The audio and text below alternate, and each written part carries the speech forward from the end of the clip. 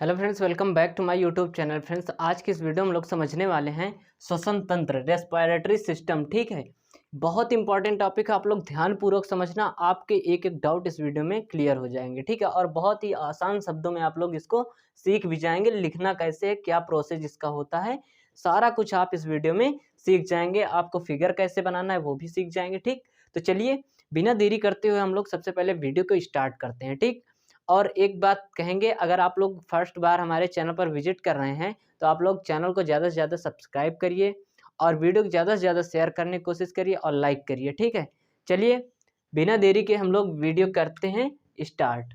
तो देखिए श्वसन तंत्र होता क्या है, सबसे पहले हम लोग श्वसन तंत्र समझते हैं। ठीक है, देखिए यहाँ पर तंत्र हैं, श्वसन तंत्र आप शब्द से ही समझ रहे होंगे। तंत्र मतलब बहुत सारे ऑर्गन्स का क्या होता है, ग्रुप होता है। ठीक, सिस्टम। ठीक है, तो सबसे पहले हम लोग समझेंगे कि श्वसन आखिर क्या है, श्वसन क्रिया किसे कहते हैं। ठीक है, तो देखिए यहाँ पर लिखा गया है कि श्वसन जीवों के शरीर में होने वाली एक जैव रासायनिक क्या है, क्रिया है। जो आपका क्या है, रेस्पायरेशन है, श्वसन है, ये एक जीवों के शरीर में होने वाली क्या है, जैव रासायनिक क्रिया है। क्लियर हुआ इतना? जिसमें क्या होते हैं, कार्बनिक पदार्थों का ऑक्सीकरण होता है। क्या होता है, कार्बनिक पदार्थों का ऑक्सीकरण होता है, जिसके फलस्वरूप हमको क्या, ऊर्जा मिलती है और CO2 तथा जल बनता है। ठीक, जो CO2 आप लोग क्या करते हैं, नाक के द्वारा बाहर निकालते हैं, ये बनता है और शरीर में क्या होता है, जल बनता है एंड एनर्जी भी रिलीज होती है। ठीक है, यही पूरी प्रोसेस आपकी क्या कहलाती है, श्वसन कहलाती है। ठीक, अब देखते हैं कि श्वसन अंग कौन कौन से हैं। ठीक है, सबसे पहले देखिए, आप लोग एज्यूम करिए जरा सा कि सबसे पहले स्टार्टिंग में कौन सा श्वसन अंग काम करता है। देखिए यहाँ सबसे पहले आप लोग सांस लेते हैं तो क्या, नाक का वर्क आता है। ठीक, तो सबसे पहला श्वसन अंग क्या हुआ, नाक हुआ, आपका नोज। ठीक है, जिसको क्या बोलते हैं, नासिका बोलते हैं। ठीक है, अब इसके बाद देखिए नासिका के बारे में हम लोग समझते हैं कि ये क्या होता है, कि यह प्रथम श्वसन अंग है। ठीक है, क्या है, प्रथम श्वसन अंग है। आप लोग टेंशन मत करिएगा, हम लोग इसको डायग्राम से भी समझाने वाले हैं। ठीक, पहले आप इसको देख लीजिए, आप लिखेंगे कैसे। ठीक, तो देखिए ये क्या है, जो आपकी नासिका है, ये क्या है, प्रथम श्वसन अंग है। ठीक, जो दो वलय, जो दो वाह छिद्रों द्वारा क्या होता है, विभक्त होता है। यहाँ पर लिखेंगे विभक्त, विभक्त होता है। आप देख रहे हैं यहाँ पर नाक में कितने छिद्र होते हैं, दो ही तो होते हैं। तो ये यहाँ पर लिखा गया है जो कि दो बाह्य छिद्रों द्वारा विभक्त होता है। ठीक है, नासिका के मध्य में एक क्या पाया जाता है, नासापट पाया जाता है। आप देख रहे हैं बीच में दीवार नुमा संरचना पाई जाती है ना, जिससे ये आपके जो नाक है दो भागों में क्या होता है, डिवाइड होता है। तो इसको बोलते हैं हम लोग क्या, नासापट बोलते हैं। ठीक, जो इसे दो भागों में क्या करता है, विभक्त करता है, मैंने आपको पहले ही बताया। ठीक, तो ये क्या होता है, आपका नासिका होती है। अब देखिए नासिका के अंदर, जो नाक के अंदर क्या होते हैं, रोए जैसी संरचना पाई जाती है। अब आप लोग कहेंगे वो किस लिए होती हैं, वो इसलिए होती हैं कि जो एयर होती है इसमें बहुत सारी इम्प्योरिटीज होती है, जैसे कि धूल कण वगैरह उड़ते रहते हैं। ठीक, तो ये क्या करते हैं, जब आप डायरेक्टली सांस लेते हैं तो ये क्या होते हैं कि इन्हीं में चिपक जाते हैं। ठीक है, फंस जाते हैं। तो जिससे कि क्या होता है कि जो इनप्योर एयर है, जो ऑक्सीजन है, वो क्या होती है, अपने फेफड़ों तक नहीं पहुंचती है। ठीक, डस्ट वगैरह। और इसके अंदर क्या होता है, नाक में एक चिपचिपा पदार्थ रिलीज होता रहता है। यहाँ पर पाई जाती है क्या, म्यूकस मेम्ब्रेन, जो क्या करती है, म्यूकस को लगातार क्या करती है, रिलीज करती रहती है। अब ये क्या होता है, जो धूल कण बच जाते हैं, ठीक, उन रोम से, जो रोए पाए जाते हैं उनसे अगर बच गए तो ये क्या होते हैं, उनमें चिपक जाते हैं। ठीक है, उनमें क्या हो जाते हैं, चिपक जाते हैं, जिससे कि आप बहुत क्लीन एयर जो होती है वो आपके फेफड़ों तक पहुंचती है। ठीक है, प्योर ऑक्सीजन। ठीक है, तो ये रहा आपका नाक का काम।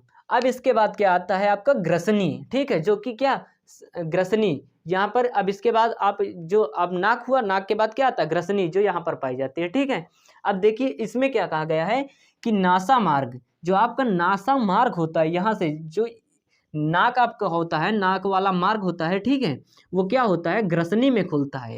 ये जो आपकी, इसको हम लोग इंग्लिश में क्या बोलते हैं, इसको फेरिंग्स बोलते हैं। इंग्लिश में क्या बोलते हैं, फेरिंग्स बोलते हैं। ठीक, क्लियर हुआ? तो ये क्या करता है, जो आपका नासा मार्ग होता है, ठीक है, वो क्या होता है, इस फेरिंग्स में जाके खुलता है। और यह वायु और भोजन का साझा मार्ग भी है। यहाँ पर क्या कहा गया है कि जो आपकी एयर होती है और जो आपका भोजन होता है, देखिए आप लोग भोजन करते हैं और जब सांस भी लेते हैं, दोनों काम एक साथ कर भी लेते हैं, ठीक है। तो लेकिन आपने कभी ये सोचा कि मतलब यहाँ से क्या होता है, देखिए जो आपका ग्रसनी होती है ये क्या करती है, दोनों को क्या करती है, अलग अलग पार्ट में डिवाइड करती है। यहाँ से दो नलिकाएं निकलती हैं, एक जो क्या होती है आपकी ये जो ट्रैकिया वाली होती है, एक क्या होती है भोजन के लिए होती है, ठीक। तो अब यहाँ पर क्या पाया जाता है, देखो यहाँ से जब आपने खाना लिया तो ये क्या करता है, खाना जब आपने खाया तो यहाँ पर देखिए इस प्रकार से मान लीजिए कुछ संरचनाएं पाई जाती हैं, कैसे, ऐसे, ठीक है, इस टाइप से।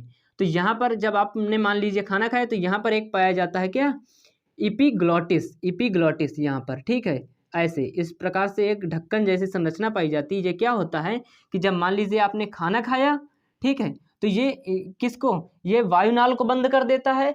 और जब आपने मान लीजिए कि सांस लेना स्टार्ट किया तो ये क्या करता है, ये जो आपकी भोजन वाली नली है ये उसको बंद कर देता है, ठीक, क्या कर देता है, बंद कर देता है। इसको क्या कहते हैं हम लोग, इपीग्लॉटिस, जिससे क्या होता है भोजन अपने रास्ते जाता है और जो आपकी एयर होती है वो अपने रास्ते जाती है, ठीक है। ये इसका कार्य हुआ, ठीक। तो यहाँ पर क्या कहा गया है कि ये भोजन तथा जो वायु होती है उसका क्या करता है, साझा मार्ग होता है, ठीक। कौन, ग्रसनी आपकी, यहाँ पर कहा गया नासा मार्ग ग्रसनी में खुलता है और यह वायु और भोजन का साझा मार्ग है। ये क्लियर हुआ आपको। चलिए अब इसके बाद क्या आता है, अपना कंठ आता है, जिसको हम लोग क्या बोलते हैं, स्वर यंत्र भी बोलते हैं, ठीक है। इसको इंग्लिश में बोलते हैं लैरिंग्स, ठीक है। चलिए अब ये क्या होता है, देखिए यह क्या है, बक्से के समान एक संरचना होती है। बक्से के क्या मतलब, छोटे डिब्बे जैसे एक संरचना होती है, ठीक है, जो कि आपको यहाँ पर दिखते भी होगी, जो पुरुषों में क्या होती है, बाहर की ओर निकली होती है, ठीक है। जो यहाँ पर देखो ये पुरुषों में, ये पुरुषों में गले के सामने बाहर की ओर उभरा हुआ दिखाई देता है, ठीक है, जिसको हम लोग क्या बोलते हैं, एडम्स एप्पल बोलते हैं, जो हिंदी में आप लोगों ने गांव देहात में सुना भी होगा, टेटुआ जिसको बोलते हैं, ठीक है। तो ये होता है क्या, एडम्स एप्पल के नाम से जाना जाता है। क्लियर हुआ, आप कंठ के बारे में भी समझ गए। अब इसके बाद आपका आता है श्वास नली। क्या आता है, श्वास नली, बहुत इंपॉर्टेंट है सबसे ज़्यादा ये। अब देखिए इसके बारे में हम लोग फिगर से समझते हैं, आपने इसके पहले का समझ लिया क्योंकि यहाँ पे मैंने डायग्राम इसका नहीं बनाया हुआ था, ठीक है। अब इसमें आपको टोटल मैं फिगर से समझाने वाला हूँ, ठीक। देखिए यहाँ पर क्या होता है, जो आपकी ट्रैकिया होती है, ट्रैकिया क्या होती है, 10 से 12 सेंटीमीटर लंबी एक क्या होती है, एक नली जैसी संरचना होती है, ठीक, जिसका डायमीटर कितना होता है, 1.5 से 2.5 सेंटीमीटर के बीच रहता है, ठीक है, इसका डायमीटर, ठीक है, आप लोग समझ रहे होंगे।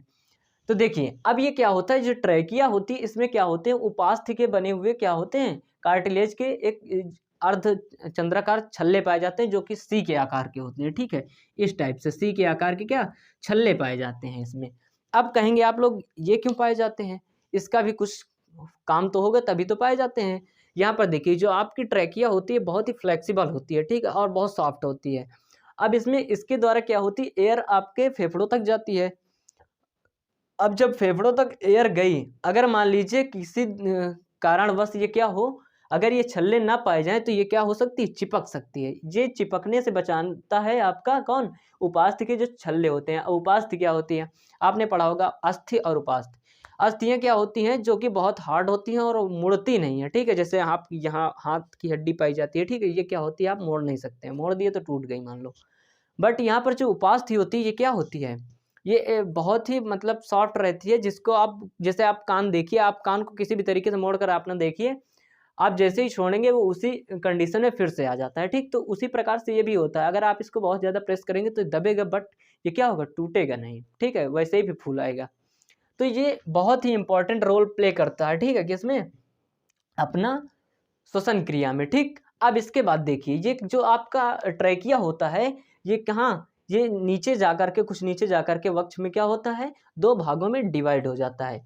जब ये दो भागों में, तो इन दोनों नलिकाओं को हम लोग क्या बोलते हैं, श्वसनी बोलते हैं, श्वसनी हिंदी में, जिसको इंग्लिश में हम लोग बोलते हैं ब्रोंकाई, ठीक है, क्या ब्रोंकाई बोलते हैं।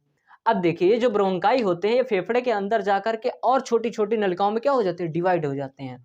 अब इनको हम लोग क्या बोलते हैं, श्वसनिका बोलते हैं, हिंदी में क्या बोलते हैं, श्वसनिका, एंड अंग्रेजी में इनको बोलते हैं ब्रोंकियोलिस, ठीक है, ब्रोंकियोलिस।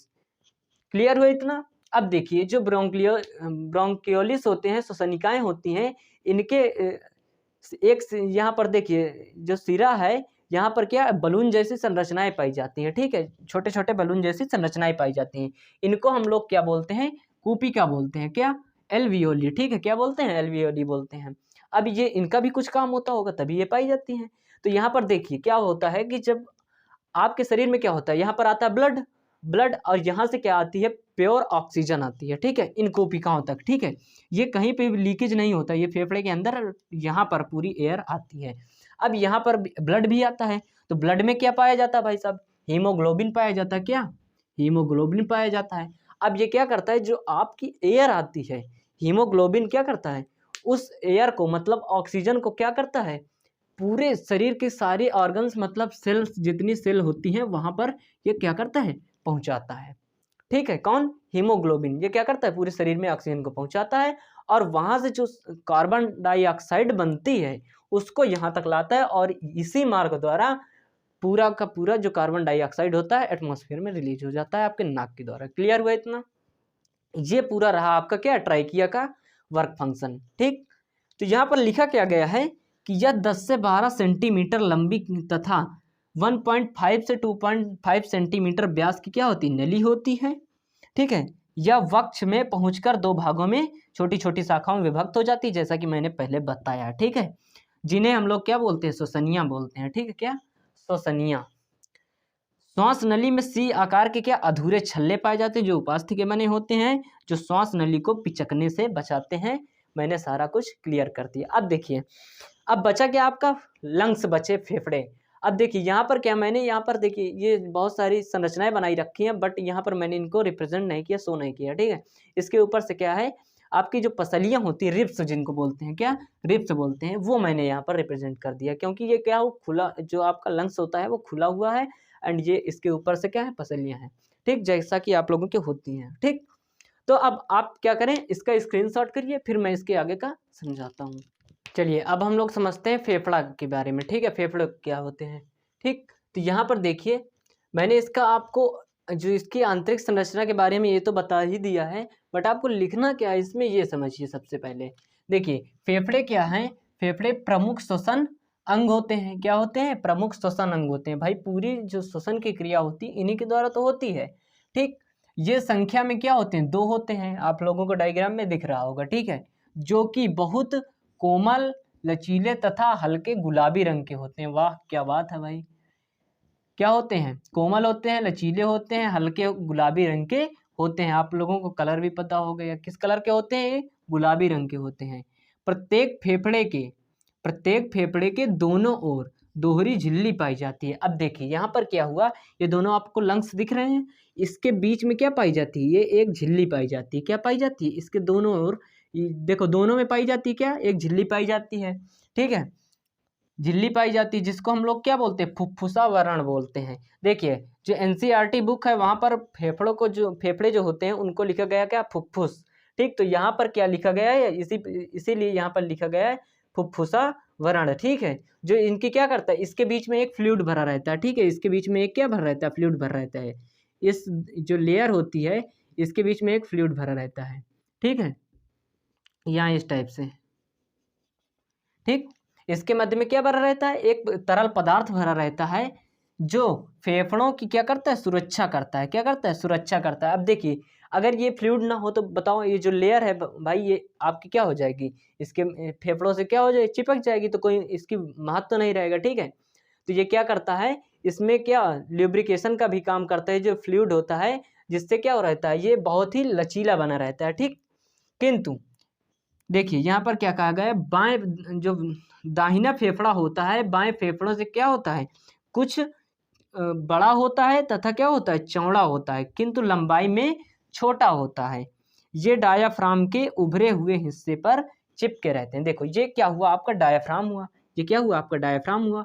और ये इसका जो उभरा हुआ हिस्सा होता है, अब यहाँ पर फिगर में तो सही से नहीं क्लियर दिख रहा, बट ये क्या होते हैं एक्चुअल में? ये दोनों क्या होते हैं? इससे बिल्कुल सटे हुए होते हैं, ठीक है। जो फेफड़े होते हैं डायाफ्राम से क्या होते हैं? सटे हुए होते हैं। क्योंकि देखिए जो आपका श्वसन क्रिया है, डायाफ्राम का भी बहुत इसमें रोल होता है, ठीक है। डायाफ्राम का श्वसन क्रिया में बहुत बड़ा रोल है, ठीक। इसलिए क्या होते हैं, एक दूसरे यहाँ डायाफ्राम से बहुत पास होते हैं, सटे हुए होते हैं, ठीक है। तो आई होप आप लोगों को ये श्वसन तंत्र बहुत ही अच्छे समझ में आया होगा, ठीक है। अगर वीडियो को आप लोगों ने लास्ट तक देखा होगा तो बहुत ही अच्छे से समझा होगा और समझ में भी आया होगा, ठीक है। अगर आप लोगों को वीडियो अच्छी लगी हो तो एक प्यारा सा लाइक कर दीजिए और चैनल को सब्सक्राइब कर लीजिए। चलिए फिर मिलते हैं किसी नेक्स्ट वीडियो में इसी प्रकार मज़ेदार टॉपिक के साथ। तब तक के लिए आप सबको धन्यवाद।